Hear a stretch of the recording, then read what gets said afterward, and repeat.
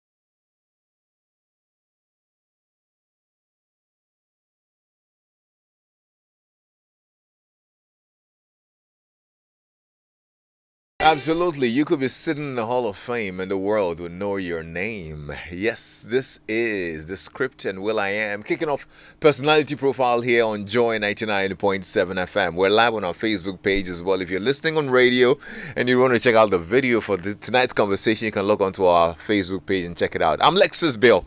You know, I look forward to Thursday evenings where I get to sit back, relax. You know, for me, it's not a show. No, it's an evening where I get to sit with wonderful folks who are doing amazing things, and we get to celebrate them, walk a mile in their shoes, you know, get to know their journey, get to know what inspires them, and the lessons they've learned along life's journey.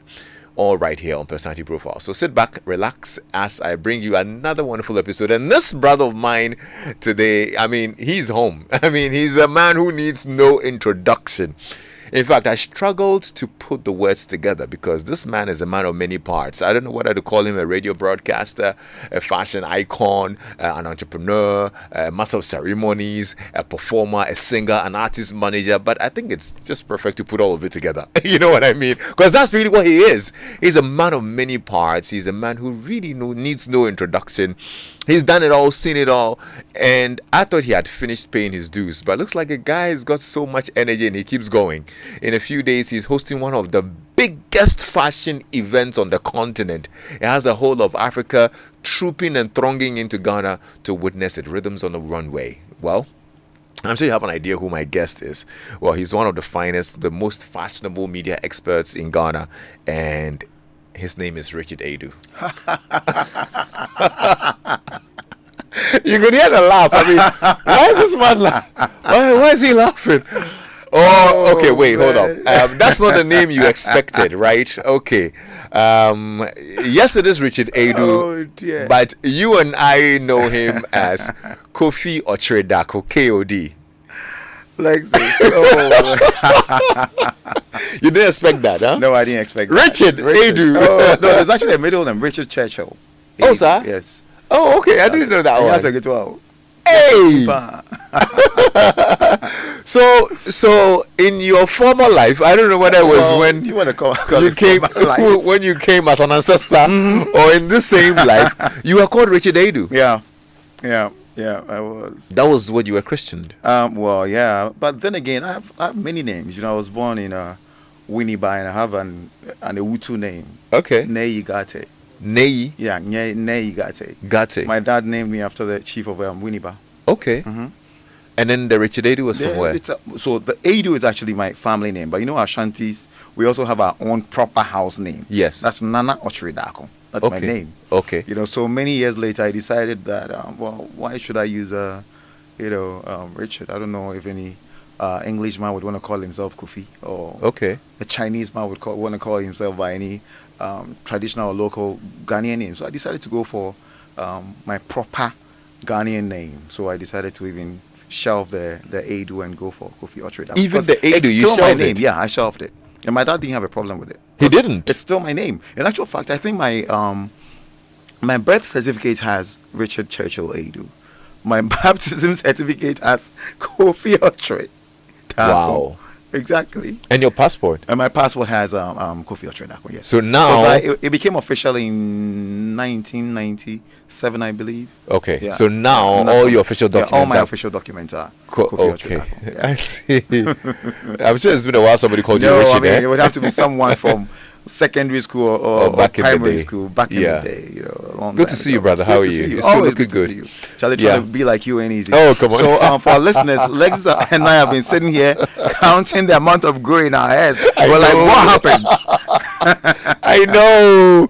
Life happened. Charlie, and life now there's so happened. much grey. No, so much grey. Oh So boy. much grey. Anyway, I'm excited that you're Yeah, here it's also today. great to see This you. conversation is really long overdue. Yeah. In fact, earlier I was having when I told a few of my colleagues that you were coming in and we're having a conversation about KOD and the things he's done. Yeah. And everybody starts recounting like when they first heard of KOD, Yeah. and it's like you've been around forever. Ever. You know, and you really have achieved a legendary status, you know that, I right? always dread that word. You know, when I think about legendary, I think about someone like Tommy Annan Forsen or Charlie Yeah. Sam or Kwesi Chei Darko. Yeah. Not me, not us. You don't think you've gotten there? No. I dread that word. You know, legend, yes, or legend that. Yeah. You're thinking maybe Papa Yang or JW Ambule. Well, yeah, I get you. Yeah. So But you've done so much for the industry, and then I think it's I'm still worth trying, but you know. Yeah, it's worth getting to know about the journey. Yeah. I know in a few days you've been busy. I'm actually happy that you made time because in just I don't say no when you call me. You know 48, that. absolutely. You're a good man. Yeah. And I'm always happy to spend time with you. In just 48 hours or so, you're hosting Yeah. Rhythms on the Runway Yes. at the castle, Osu Castle, isn't it? Yeah. How preparations going for Yeah, that? pretty well. We're working very, very hard. We're not even looking at the clock. We're just working. Yeah. We started setting up yesterday, so we're built to start. I see you have some international performers coming some through. musicians from different parts of the continent. Yeah. We have one from Swaziland or Eswatini. Oh wow! And one from Sierra Leone. She actually ran in quite fast because there's some chaos in her country. Yes, They're on lockdown absolutely. now. Yes, There's some curfews here and there in Sierra Leone. Leone. And we have some friends who have come from Belgium, the United States, and different parts of the world. That's what Rhythms on the Runway has become. The BBC describes it as the biggest cultural expose in Africa. We have to live up to that name. Yes, absolutely. You've done well. Yeah. But let's get to know KOD a little bit more. I think it was a couple of hours or days ago you posted when you went to GBC that you stepped in there in 1984 thereabouts, and I was like, wow, this media journey of yours started a long time ago. Okay, but where you from exactly? Where were you born? I'm from Adanse. So my parents are both from Adanse Akrotre and Adanse Akrofom. So one's mom is from Adanse Akrotre, one from Adanse Akrofom. That's the Obuasi area. Right. Yeah, that's where I come from. And my father was stationed in Winneba, I think between 1974 and 1979. So That's where I was born. Prison service. Yeah, prison service. It was the officer in charge of the Winneba prison. So that's where I was born. Then we went to Kumasi. We came here after the 81 coup. Okay. And I've not been back since. I see. How was it growing up, though? It was amazing. You know, I'm the last of 7 children. I have 6 other siblings. Well, after my father passed, I found out that I have another one. So we're 8. It was only after he passed. After he passed, and that was not long he ago. showed up, Isn't and I was it? happy to see my brother. Wow. Yeah, and last born, overly pampered. When we came to Accra, we lived at in cantonments. Then moved next to the State House at Rage. So kind of bougie life, but yeah, I don't know, for a strange reason I didn't like the life over there. I preferred taking a walk down to where we're having Rhythms on the Runway this year. I'd go behind the Osu Castle, or go behind the Independence Monument. And once my mother found me sitting around the Independence Monument, the one with the roundabouts. And at that time there was loads of water in the gutter. She actually found me sitting there fishing. Wow. I'm sure it's about maybe some 8 or 9 years. You know, I liked the street life, kind of, you know, but I think my parents did well. My mom wanted me to be an academic, but all she saw was a 360 creative, you know. From those early days? No, very early. What exactly were you doing? Everything. Drawing, drumming, singing, painting, you know, everything that creatives do. And once, you know, she actually reported me to Auntie Joyce. Then she was the Secretary of Education. Actually, we called them back in the day. The ministers were called secretaries. She was our neighbor. And she's like, Auntie Joyce, what fascinating on Petrol Day, the life here, BBL. Because all she saw was a creative. And you know, some of our parents really didn't support or endorse their children growing up to be creative. So it took many years for her to appreciate what I was built to do. What about your dad? My dad was indifferent. I think I'm more like my father. You know, even though he worked in the security service, I didn't have a regimental way of growing up, you know, like do things a certain way. You know, as and when you went wrong, he'd correct you. Yeah. But he wasn't very stern on me, say, nah, he wasn't that kind of father. No, he wasn't. I mean, then again, in the 80s, you know, because of the kind of time we were in, he was director of prisons, also in charge of operations. So they were gone most of the time, you know, just making sure the country was stable. Did you have access to the prisons? Yes. It's interesting. Whenever I wasn't well, I never went to like a normal hospital. I'd always go to the prisons because they have what they call infirmary at the prisons. And they take care of you. You know, they take care of you. So what's your fondest recollection of the prison setup from when you were much younger? Well, it wasn't as populated as it is now. You know, people, I got to sit with many of them. I learned a lot of lessons from them. You know, they'd narrate what they did, those who were guilty, those who found themselves at the wrong place at the wrong time in there, those who were there because, you know, the system was after them, those who had been incarcerated because they had attempted coups. I actually met this man, Nana, what's his full name? You know the Kofi Chinto story? Because he was on remand at James Ford. So I got to meet him. Wow. You know, I got to meet him many years before he was sentenced to firing squad. Wow. It was a great experience. And also sharing the wall with the State House. In actual fact, the first swimming pool I jumped in, it's not a pool, it's actually a fountain. It's the fountain across from the banquet hall. There's a fountain right in front of it. That was our swimming pool when we were growing up. And as early as maybe age 8, 9, I was watching Miss Ghana. I was watching the National Dance Championship. Because all I had to do was scale the wall at the State House and we're at the banquet hall. Wow. Which would, many years later, you know, host Rhythms On Da Runway. Yes. So I saw these things. I saw people like Kwabena Okai at a very tender age, you know, Asabia Cropper, who was a great friend of my mom. It was great. So I saw so much in terms of creativity. Some world leaders as well. You know, Arafat, what's his name? The leader of the Nation of Islam. What's his name? Nation of Islam.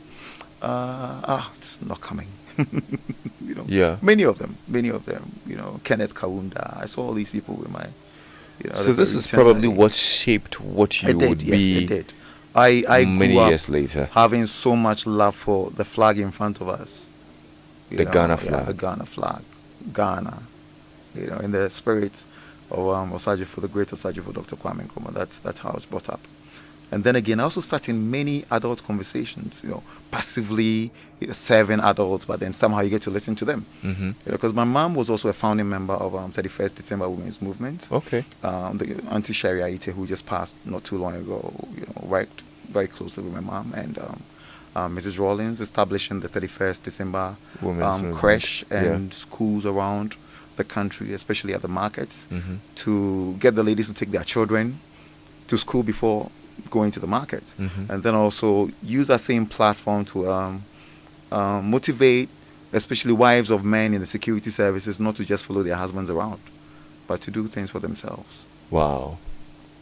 You had I'm just imagining the kind of upbringing you have, because that's like a lot of information. Yeah, a lot of information that you needed to. So much. I mean, at home on Thursdays, it was a ritual for us to host people. My uncle PV would come by. PV Oben would come by. You'd have some security heads like David Walenkaki, who was at the time a commissioner of police. Commissioner of Police Owusu Poku, Valisa Chianu, who was a chief fire officer. So these were my neighbors. These were my neighbors. In fact, Stephen Damson in Ohio just helped us with the Nation of Islam leader, Louis Farrakhan. Yeah, Louis Farrakhan, exactly. Yes, and all of that. I saw people like him. Yeah. Growing up. Okay, so where did you school? So I started school at Jack and Jill at Roman Ridge. When my father moved from being a commandant of Ghana Prison Service to James Ford, I wanted to get closer to town, so I moved to Royal Preparatory. Royal is in Osu. Okay. And that's where Herbert Mensah lives now. That's Herbert Mensah's house. It was my school. Wow. Then went to Snaps Preparatory in Asylum Down, maybe some 5 minutes away from here. And I started my secondary education at Royal Preparatory.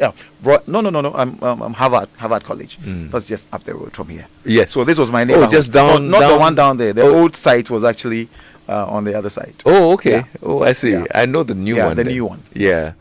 Yes.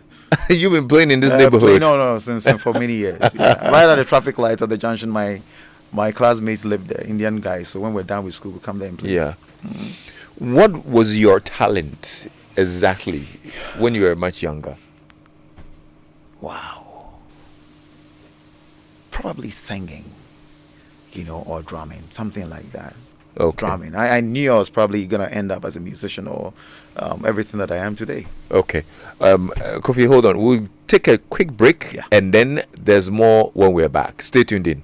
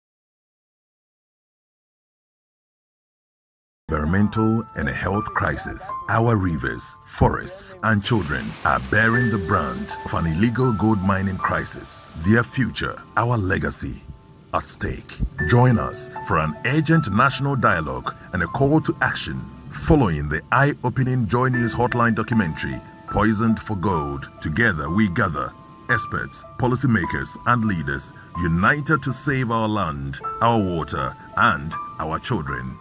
Be part of the solution. Tune in to Joy News, Joy FM, or join us online on the 4th of December, 4 p.m. at the Labadi Beach Hotel. Your voice matters in this fight for our nation's heart and health. Don't let this moment pass. Your engagement can change the future. This event is in partnership with the Ghana Chamber of Mines and WaterAid.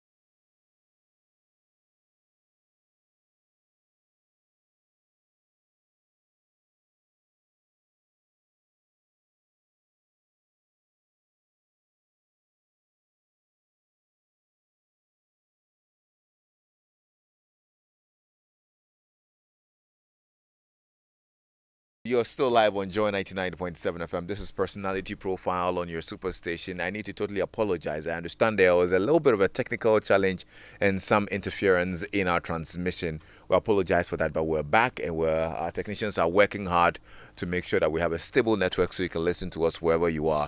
We're also live on our Facebook page. You can actually check out the video so you don't miss out any part of our conversation. I'm here with the one and only KOD, Kofi Okyere Darko. Mr. Edu. So, I mean, I love the name. I mean, It was just so different from your name, you know. What I mean, I just couldn't imagine very it. Different, very different.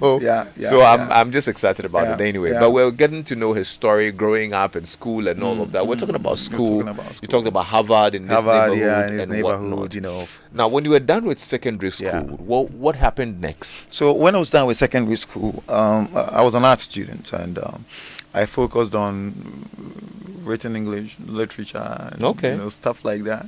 I didn't really pay attention to math like some of you did. And really? when my results came, I'd really totally failed my O-level math, like totally failed. How bad? Very bad. Like the last, like I never went to class. F, yeah, the Ukrainian friend F. You're finding 9. 9, yes. So I had 9, like I never went to class. And so I had to resit. That's when it struck me that I really wasted my time, because, you know, I could have studied it, but being an art student, the focus was more on literature and, you know, more of the arts. Yeah. I knew that was my calling, that was my path. Yeah. So I didn't focus on the other ones. And I had to do a resit, and from 9 I go at 4. So in that time, I was a copywriter for KDS. KDS was owned by KKD at the Equatorial Plaza, that's opposite the Crowd Girls. The same building that saw the birth of Sunshine Radio, later Choice, and now Kasapa. Yes, the same frequency. Yes, and now Kasapa FM. You know, so I was part of the team there. In between time, when I was in secondary school, whenever I was on vacation, I'd work for Daddy Lumba, who was very close to my family as well. You know, he worked with Daddy Lumba? Sell cassettes and CDs.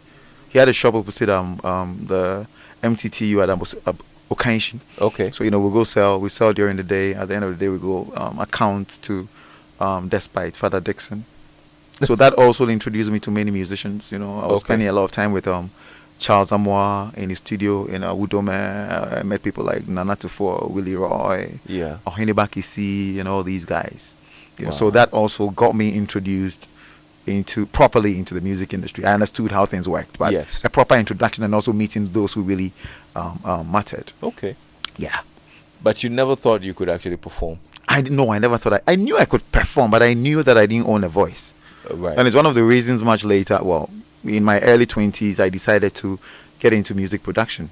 Okay. You know, working on Oforian Ponce's second album after Lumba. Did the debut with him. I did the Asio album with Oforian Ponce. Oh, I see. I think we did about 3 albums. I did Kofi B's first album, Mobroa. Okay. Managed Nana Kwame at some point. Did Tiny's first 2 albums with Abraham Mohinijan. Wow. Then we started the Nescafe African Revelations. Wait, you're now in the 2000s. Yeah, now okay. I'm moving too fast. You're now in the 2000s, in the 2000s, isn't it? Yeah. Are you in a hurry? No, I'm not in a hurry. Where are you going? Where are you going, bro? Okay, so what was your first real job? My first, apart from the job, one with KDS. The KD, maybe that was my first real job. That was your first as a copywriter and production assistant. Okay. Because at the time KKD had a show on TV called KKD 45 on GBC TV, not GTV, GBC TV, and I was a production assistant on that show. We used to record from Golden Tulip, and What was your role as a production assistant? Making sure things were working, you know, behind the scenes, you know, and also being a copywriter, working on the promos and everything, and also part of the team that helped with the recruitment of the initial guys who worked on Sunshine Radio. Kwame Fache, Fifi Pratt, Ekowe Champong, and all those guys. And I think I was about 17 or 18 years. Were you making money? I was getting paid. I mean, if you're 18 at that time and you're getting paid, I was okay. I owned the car. You owned the car? Oh, yeah, I did. That you bought yourself? Yeah, I bought myself. It was a Datsun Sunny. And you bought it at age what? About age 18. And your dad was fine with that? Well, why not if I could afford it? Wow. My mother had a challenge because I think I left home when I was about 21. Because our Radio Gold, we had a house that had like Sefa Khan in one room, Fifi Bansi in the other one, Shirley Frimpong Manson, Prime, Patricia Megashi, you know, and they left initially. And is that the Gold House? The Gold House. You heard about Gold House? Yes. Huh? Yes. What's MFR Paushi? MFR really liked coming to Gold House in the morning. Oh, I see. Yeah, she did. Coming for breakfast. Wow. What did you serve her? Everything. All right. Okay. Watch it, you know. Good stuff. Yeah. Anyway, So at 18, you already have a car. You're probably introduced to the high life. Yeah, I was like very early, very early. By 19, I was working full time on radio like we do now. How did you get into radio as well? So one day Daddy Lumba and I went for an interview at Vibe FM. D4 interviewed him, and on our way, like, and I said, "We'll between a pal." You know the way he speaks. Yeah. I'm like, yeah, it's something I'm really interested in. Coincidentally, around that time, Radio Gold was looking for new presenters, and it was just a year after private media had started. Radio Gold was 1996, yeah. So Joy was 95, Gold was 96. So 96, 90, late 96. And I said, yeah, I'd be very interested. And at the time, they'd actually advertise on radio that they needed presenters. Okay. So I went to try my luck. And you just walked in there? Yeah, just walked in, and having had prior experience as a production assistant, working on a TV show, and also knowing all these, key people, I think that also played a role. Okay. And in building my confidence to sit in front of the panel. Do you remember who was on the panel? Yes, it was Kweku Boavuajuman. It was Nana Joa. She's actually a pastor now, but she was our HR. Okay. And then the great Mr. Bafuboni, okay, who adopted me and made me his personal project until he died. Wow.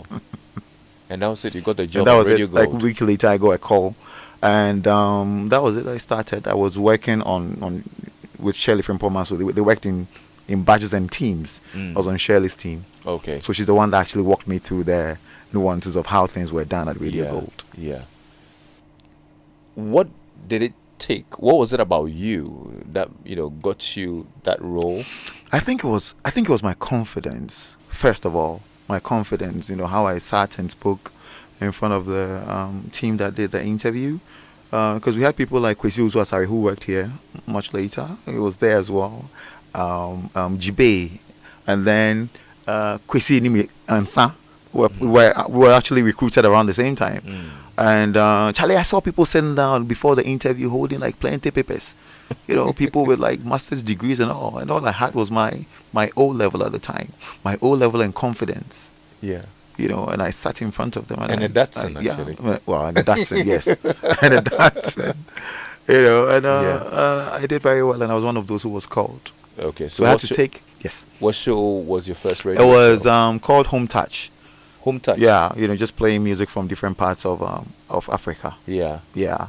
But then again, I was one of those few people who got to do everything on Radio Gold, from the morning show, mid-morning, drive time. Yeah. Even getting suspended when we were not allowed to play Hip Life on radio, and some of us played. And so when I came back, they pushed me at night to work between midnight and 4 a.m. Because you played Hip Life, yeah, because it was not really allowed. Yeah. No, it wasn't. I mean, then they did say. Yeah. Yeah, so at Radio Gold, we were not allowed to play Hip Life. And I had friends like Reggie Rockstone. X-Do was my junior in secondary school. He had released an album. And, as young people, we were part of the Hip Life revolution. Yeah. So if I found myself in a space where I had an opportunity to promote and project it, why not? All through this period, was radio the only thing you were doing? No. In between time, I always found myself especially at that time, maybe the first 3 years of, because I got in 97. By 2001, I was producing music. Okay. Yeah, doing it for Ponce's second album. That was my first. In actual fact, the first musician I worked with was Max Kofi. Musician called Max Kofi. You know that song? Yes, I did that album in probably 2000, late 2000. In 2001, 2002, we did Ofori's Asil album. But at that time, music production needed a lot of money. Were you rich then? I was very connected in the media space. That was my biggest plus. This place, Joy FM, has always been home to me. It's amazing how I never got to work here, but I was always here. I was always here. This was home. I was hanging out with Marco Kwikumanti, whose house was not too far from here. Yes. Mark also started Slip record label music, and we're working hand in hand. We needed money, but we were more connected than needing that capital to start. Right. Then again, those were times when we had distributors like Big Ben and the rest of them, who actually would give you what they called front money. Front money was advancing you money before you release your album. So Lumba is now out with his album, Kojenshi or Forian Ponsa, they'll give you maybe 100,000 Ghana cedis or start the promotion. Okay. So they are going to be the sole distributors. So you are giving that money to start your promotion, do whatever. When you're done, you come back, they give you some more money. Wow. So I decided to take a walk from the music industry when it went very digital, and we had to start putting music on, well, social media and online platforms online. And whatnot. It didn't make sense to me. Really? At all. You know, because I was actually going to ask you this particular question, because it looked like you're taking a back seat from producing artists. But yes, I have. Now there are other ways of making money. I know. Like I understand it now. I understand it now. And whatnot. No, at the time it didn't make sense. Yeah. Yeah, I didn't see why I'd spend so much money, because we worked with some of the best producers and engineers. Zap Mallet was not easy to work with. Yeah. We were working with. It didn't come cheap. I was working with Bodo Steiger at the Ryan Klein Studios in Düsseldorf. That's expensive. The same guy who worked on Daughters of Glory, as Lumba's, most of Lumba's hit songs, right? Ofori's first few albums, or Ohene Bakisi, Nana Tufo, all these songs. It was all these guys. It was very expensive. Yeah. You know, it was very expensive. By God's grace, we got it done. Apartment 14. Yes. That was my room number. No, this is coming from Fifi Banson. Oh, wait. Why is it coming from Fifi Banson? Fifi Banson or MFR? Definitely. Well, actually, Fifi Banson is tuned in now. Oh, he is. He asked that I ask you about the GK402. That's the car I'm talking about. That's your red Datsun. The red Datsun. Yeah. So, GR402K later became like a man-signed car. You know, if you want to go somewhere, Chaleko, if you wear the key there, you know, just get the key and go. Yeah. And at a point, I took it to the workshop and decided to leave it there. Just like that? Just like that. I was trying on getting another one, and Fifi Banson owned it. At the time, he just went and took the car. And he took it? Yes. And that's how we lived in a very communal way at Gold House. I mean, Fifi, they preceded my stay in that house, and that's how we lived. It was one huge family. It was like Joy FM at the time as well. It was one huge family, and we're all great friends. You know, you'd find me at the Easter Soup Kitchen. I work at Radio Gold, but I'm at Accra, Kwame Nkrumah Circle, working at Easter Soup Kitchen, and I felt very welcome. Yeah. You know, it was always like that. You stayed at Radio Gold for 18 years. Yes, I worked at Radio Gold for 18 years, I believe. Yes, 18 years. Yeah, I think so. You loved the place. I did. It was home. Then again, at Radio Gold, I could always leave and come back. Why? I'm getting flashbacks of traveling with Lexis to South Africa. We went to do some work for SA Tourism, and you were called to come back to work. Drakensberg. Yes. You were called to come back to work. Yeah. At Radio Gold, I wouldn't have received that call. That's why I stayed there. I see. Yeah, because at the point I migrated, I think between 2001 and 2003, I migrated to England. Typical black boy, African boy, Ghanaian boy, trying to look at life out there if there were better opportunities. You know, and I still had my job somehow waiting for me. And then again, what I did was I made myself very relevant in the Ghanaian space, like in England and back home. Whenever I hosted an event in the Ghanaian community, I'd get someone to do a story here. So I was still relevant in this space, even though I was gone. So when I got back, I met Kofi Okyere Commissioner one day. He's like, Kofi Okyere Darko. Then I Kogana and Meka Hanum to Somo Mabano. Yeah. So I came back. That's why you came back? That's why I came back. He was actually the motivation. And then also Teddy Osei of Sibisa fame. I used to record a lot of radio commercials. Is it that things are not going well in the UK? It was okay, but No, be honest, Kofi. It wasn't. No. See, you worked as a security guard. Yeah, I went as a security guard, but then eventually. You were back home. You were a big star. But do you know what people do when they go there in those days? Well, I know, but I mean, I'm talking about your case. A big star. I mean, a big star in England doesn't mean anything. I didn't grow up there. I don't have classmates there. At the time I was going, I was thinking, I could probably get myself a job in the fashion industry, which eventually happened. I thought maybe I could get myself a job in the fashion industry, probably go modeling or something. Those things didn't happen. My first job was as a security guard. Yeah. You know, and then I was pretty lucky. I got stationed very often companies like Esprit, Ted Baker, and the last place was Paul Smith, where I actually eventually got a job as a salesperson. Right. My boss Paul saw me one day. Was like, "Who's this guy who's always so well dressed?" And I'd had prior experience in the fashion industry in Ghana, working for a Diva shirt shop, Charlie Mabrel. Do you know a Diva shirt shop? It used to be on that same stretch as Accra Girls. Yeah. You know, many years later. So I'd be at the shop as a security guy, still assisting people who would walk into the shop to buy clothes. And one day after he 2 just, years, you're like, I came back. You can't I do came this back. again. I can't do this again. And when I came back, Boomerang was really popping. Yeah. And aside working on Radio Road and having my own event, I had a Sunday special at Boomerang. You know, at that time, Hip Life was very stable. We're going places, and we're having great nights over there. Was around the same period that the Nescafe African Revelation Yes, came that up? was in 2004. Yes. Yeah, I think so. 2004, 2005. Our mandate was to find music talents in West and Central Africa.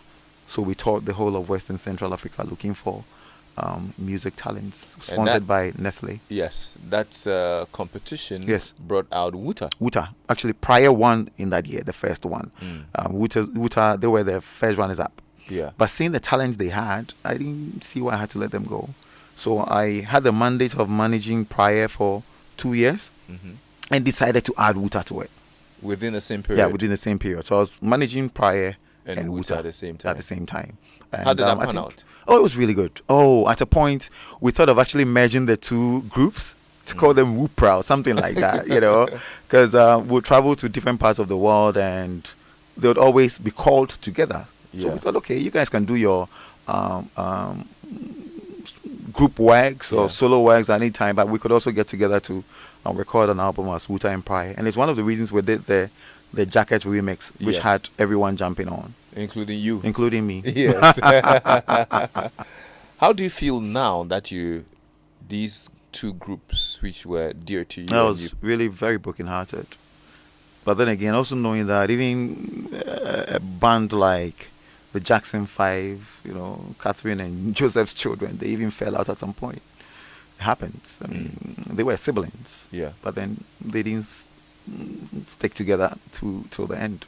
I mean, we have the Jackson 5 still performing, but at a point, Michael went solo. You know, so I was very brokenhearted because they actually fell out when Ghana was really and truly in love with them at the apex. I mean, we had released Kotosa, which was a big song. Still a huge song till date. And people were craving for more, so it was not a great time to fall out. I actually had a conversation with them, guys. Listen, if I am the problem, let me take a walk and you guys should just continue. Were you the problem? No, I wasn't. What was the problem? I mean, if I was, they could have just, you know, shelved me. And what was the problem? It was just the industry was part of it. There were elements within the industry who were telling someone like a free Frank that, oh, Charlie, you know, say you go do I'm alone, or you know, you have this guy who does only one verse on the song. You do maybe 2 or 3 verses and he does one verse. So why don't you go solo and probably get a Samini or Yogi Dogi to play his role? Yeah. It takes more than that. You know, you need certain energies for things to work. Yeah. Yeah. In the case of Prior, what was it? In the case of Prior, ego at work. Ego at work. They didn't manage that too well. Okay. Ego at work. You don't take any fault for any of these divisions? Well, then they could have been together without me. They didn't have to fall out because of me. No. You know, as a father, which I was to them, like I said to you, I told them to move on without me if they could. But it was a bigger thing. You know, oftentimes the artist-manager relationship or producer relationship with the artists don't last too long. Is there a reason why? Because you've worked with a lot of artists from Korean Amponsa. You did how many albums to him? 3? We did about 3 albums. And then that's it. Yeah. And then you move on to somebody else. Yeah, but that's what executive producers do. You don't. I mean, look at Motown as a record label. How many musicians didn't go through Motown? They didn't say they are focusing on maybe Michael Jackson or the Supremes. No, that's what you do. You're always looking for new talent. So as and when people come and go, like the moon, sun, and rain. Is that a business model? Well, it's not a business model, but it just happens. You know, when people are not happy for whatever reason, they decide to move on. Then it means that in the industry, people are really often very not happy. Well, then again, you know, there are people, especially youngsters, when they start getting a name within the industry. Maybe there's someone who lived in a shack somewhere in the country. All of a sudden, he's making waves. The whole country is dancing to his music. He's feeling on top of the world. And then they have elements within the industry, and their friends tell them, but Charlie, the place you reach now, there, you can be on your own. Oh? Yeah. And it happens very often. A musician would be with a record label. They'll be complaining about how the label is treating them. They think they've arrived. And then they decide to be on their own. And usually that's the beginning of their end. Very interesting. Yeah. What are some of the lessons you've learned with managing musicians and managing talent? Be resilient. Stay focused. Don't let what happens around you affect your decisions. Yeah. Yeah, for me, that's what it is. If you just join us, this is KOD on Personality Profile. You can WhatsApp us on 055 1111997. Mayanga from Gold City says, Lexis, he's called Untouchable Tracks Master 10 times. Yeah, that's true. And Mami AC says, I'm enjoying the interview with KOD. He's an amazing person. I remember the first time I met him back in Live FM 2015, 2016, thereabouts. I just want him to know that he's an amazing person. Good I stuff. really enjoy Live Lexis, FM. great listening to KOD. He was among the few presenters I listened to on Radio Gold. Enjoy from Radio Gold those days. I love his sense of fashion from Abakuma Wendy Harvey Ausi in Tema. So you talked about how Radio Gold was home, and you were probably one of the most loyal after 18 years. Yeah, I was very loyal. Then at some point you just decided that, okay, there's a new station in town, there's a new network in town. Yeah. Did they poach you? They did. I mean, They poached you? Yeah. So you left Radio Gold because of money? Well, Charlie, I had done enough. 18 years was more than enough, and there was a dream, My brother Bulare reached out. Kofi, we've worked for other people. It's time for us to own ours, and why not? One to for own us. ours? Yeah, one for us by us. Yeah. So, Okay. come support. Let's make this dream come true. It was a great time at EIB because I got to work with Live FM with very young people. Yeah. Young, interesting people.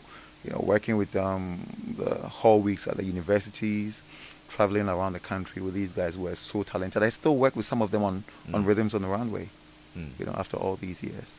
So what happened to the dream? Well, I mean, at a certain point, you move on, you move on. Also, I was nurturing my own Rhythms On Da Runway. That's one of them.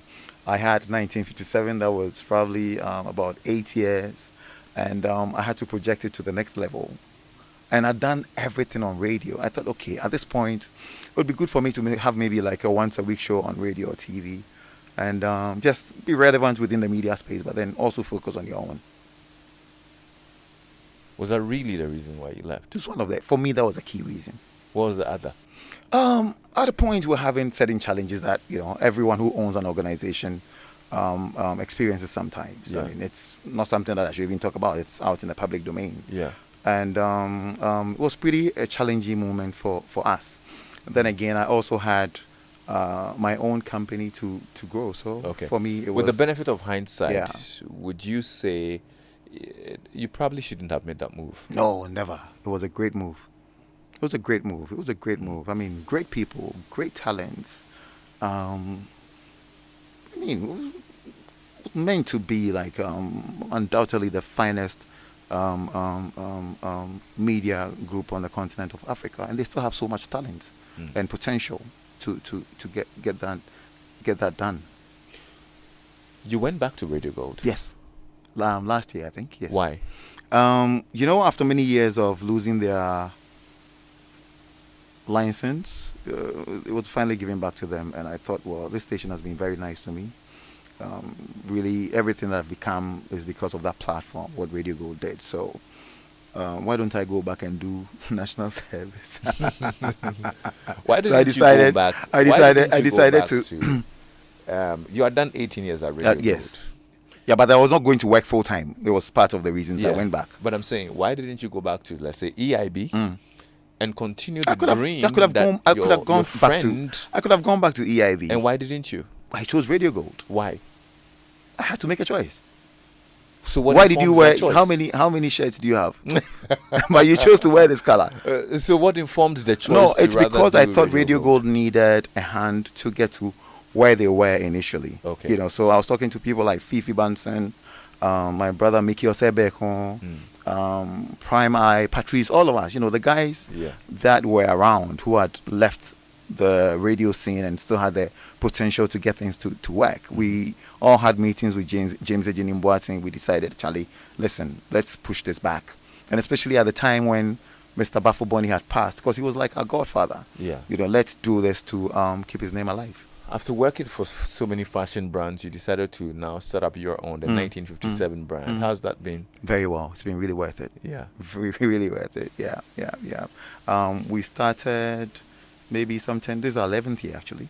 Oh, 11th year. And we've done very well for ourselves, we clothed Professor Mills, President Rawlins, Adebayo, Sonny Badu, we're his brand of choice for many years. Yourself, Lexis Bill, yourself, countless names. And back in the day, if someone wanted a kaftan, they wouldn't say I want a kaftan, they'll say I want a 1957. Absolutely. And that's the kind of place we put the brand. And also knowing that we chose 1957, Ghana's independence year, because of what it represents to not just Ghana as a country, because Kwame Nkrumah's dream is that of liberation for the entire African continent. We decided to do that in the fashion sense. And you expanded the whole concept and brought other designers on with Rhythms on the Runway. Rhythms on the Runway, yeah. And that's been on for this is our 11th edition, years, but then 13 years. Wow. Yeah, because at a COVID break. No, we actually did in COVID. Oh, okay. But we took a walk for a bit, like 2 years. It didn't happen. Things were not going too well, so I decided to just take a back seat and reposition myself, re-strategize. Yeah. And then we got back, and it was one very bad mistake, It was a mistake. Yes, to have hold taken on a walk, exactly. Because when you're coming back, it's like starting all over again. Yeah, I mean, your brand that you're nurturing. It's like saying we're shutting down Joy FM for 2 years. It should never happen. Yeah, it should never happen. It's a brand. You keep going, no matter the highs and lows. So coming back after the 2 years was pretty difficult, because in our initial years we're getting all the brands, like we had Virgin Atlantic in Ghana. They were major sponsors every year. Your MTNs and Vodafone, they wanted to be part of Rhythms on the Runway. Even in our initial stages. So I think that break was needless. Okay. Was needless. And now, 11 years, this weekend, you get to host it. We get to host it. We're going back to the Christiansborg Castle. This is our second time there. Okay. We went there in the year of return. It was an iconic place and the right place for that year's edition, And we've chosen a theme, Aqua Edition, water. Aqua Edition. Aqua Edition. Make me sway. I know, right? Make me wider. And to use music and fashion as a platform to talk about sustainability, to protect this beautiful earth that God has given us. So that's why we chose the theme Aqua. Last year we did the Green Edition. This time we want to have the conversation around galamsey, illegal mining, pollution, and what have you. We're using fashion and music to tell the story. Good stuff. Well, I don't know what you're doing on Saturday if you're listening to us right now, but you need to be at the Osu Castle. You block that date. Yeah. Head on down there and join KOD and the crew. I'll be there as well. It's one of my favorite events. I don't want to miss it. And it brings together lots of people from all over the continent. From South Africa, from Everywhere. Kenya, from all over the world. All over. And so this weekend, that's really the only thing on the calendar. Where can we get tickets? Online, we're changing. Okay. We're changing. So all you do is just log on to www.rhythmsondarunway. There is DA instead of THE. Just Rhythms on Da Runway. Just go there. It takes you straight to the ticket platform. 200, 400, buy, come out. And it's a great place to network. Absolutely. Friends from the diaspora, people from the diplomatic circles, business community, everyone is at Rhythms on the Runway. And it's one of the few events in Ghana that never starts late. We actually started setting up yesterday. Wow. So we have no excuse to start late. Yes. No, we don't. Yes. We don't. Richard. Yes, sir. Gustavo.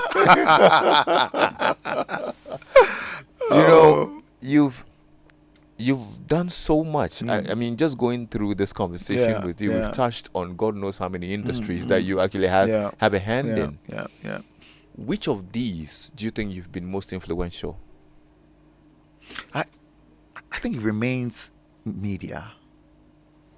You know, it remains media because as early as 1999, 2000, when we started the Ghana Music Awards, now VGMA, I was a selection committee member and board member. You know, I hosted the first 5, 6, 7 years of the red carpet. It became my thing. First 3 years of Miss Malika, it was just me with other presenters coming in and out, but I was there.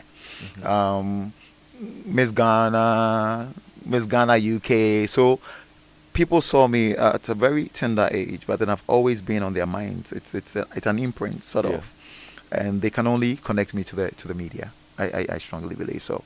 What is it? I mean, for anybody who's going to talk about longevity of a brand, what really are the factors? Because you epitomize that. The KOD brand is like. I think it's not being static. If anyone's listening to our conversation, I've evolved over time. You know, at a point being a music producer, music promoter, organizing club events, producing music, producing events, having my own events as well. You know, club events, then a clothing line and everything. So I've done several things. Yeah, I've not been stuck in one spot. The media was always the backbone. You know, that also gave me the capability to fly high. Yeah. You know, so that was the key is thing. Innovating. The key is you need to evolve, innovate, and evolving. Yeah, and evolving. Yeah. I think that's a very good tip there. It is. You can't. I couldn't have been in the same place, you know, for all those years without doing other things. Yeah. You know, have the base. Yes, you have your thing going. Yeah. But then get into other businesses as well. What are you proudest of? Being a father. Is it? Yeah. Tell me about it. I didn't think I could be a father, you know. You didn't think you could be a father? I didn't think so. Yeah. How so? I'm a free bird, you know. Just there's a song by Frank Sinatra that says, "I'm gonna live till I die," and that's what I wanted to do, just live till I die, you know. And then you come across an amazing woman who changes your plans, you know, just see something different in you, and is a motivator for a lot of things that you do. I think that by God's grace, I met the best woman that had to be my wife, Ophelia Crossland, and you know, if you look at me even now, compared it to how I used to dress before, I've gone very subtle. Brother. Things have changed. Things have really changed, and you know, they say Bible says he who finds a wife finds a great thing. Yeah, and I think that's what happened to me. You have 2 girls, 2 beautiful girls, and I have a son as well. Yeah, I have a son. He's older than the girls. Okay. Yeah, he's 23 years. Oh, great. Yeah, I see. Yeah. What's he doing? Done with university, starting his national service with ENI. Oh, okay. Yeah. He's not in the No. He's getting into oil and gas. Okay. Yeah, he's starting work on Monday. What's your biggest regret? Biggest regret? No, I don't have one. I think when you go through low tides, they're meant to shape you. If every time you go through highs, you won't appreciate it when someone is low. You know, so those low moments are also times that, you know, you sit back, reflect, they motivate you to soar higher. What's one of those low moments that really taught you a lesson? Wow. Nah, it's something I don't want to look back. This conversation I won't have. Pardon me. It's too low. I don't want to. I even hate the flashback of it. Okay. Yeah. What did it make you feel? What did it make you do? You don't have to talk about it, but I'm just talking about. It made me lose very important people in my life, and I value relationships, you know. Like if we have an issue, I'll do everything in my power for us to resolve it. Like it's so important to me, you know. And I don't have friends, I have brothers. You know, I have brothers. You know, I see my friends as brothers. Even though I'm in a very huge industry that has many people, I also have a few people that I really, really am close to. like yourself. I can call you any day. That's the kind of relationship we've had over the years. And you're not my friend, you're my brother. Right. So if things should take a nosedive, I'll do everything in my power to fix that. And I believe that in relationships, as a family, families fight sometimes. There's family feud, but those in that family should be very intentional to fix the patches, those low tides. What's the biggest lesson life has taught you? Resilience. Keep on moving. That's why keep on moving. Don't stop. No, don't stop. Don't. Like Accra Hearts of Oak until the bones are rotten. Even though it's not my team, I support Asante Kotoko. There you go. Man, it's been so great spending time with you. I've enjoyed this conversation. Thank you, Lexis. I knew it was going to be great, when you come in, and I'm happy that we get to do it. And of course, just before Rhythms on the Runway, I need to say thanks a lot to Uncle Ken, who's been very gracious. Uncle Ken is ever gracious. Yes. Uncle Ken is one of those guys, who made this place very comfortable for me. Uncle Ken, Dorin Andor, these guys, Kwesi himself, your boss, Kwesi, I feel at home when I'm here. Yeah. It's amazing how I never got to work here, Uncle Ken. I know. It's unbelievable. No, it's unbelievable. I know it's amazing. I was always here. Always. Yeah. But you only know why. I know. There's something you're not saying. Oh, no, there's nothing. No, there is something. I should be probably listening and going like, hey, that boy, the way he bore me himself. I try to bring him out, I know do. Uncle Ken, are you going to reveal something? No. Because I can tell there's something. He doesn't want me to, so I won't. Okay.